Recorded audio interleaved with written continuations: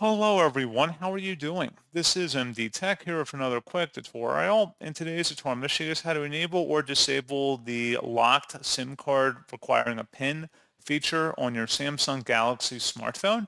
So this should hopefully be a pretty straightforward process here, guys. And without further ado, let's go ahead and jump straight into it.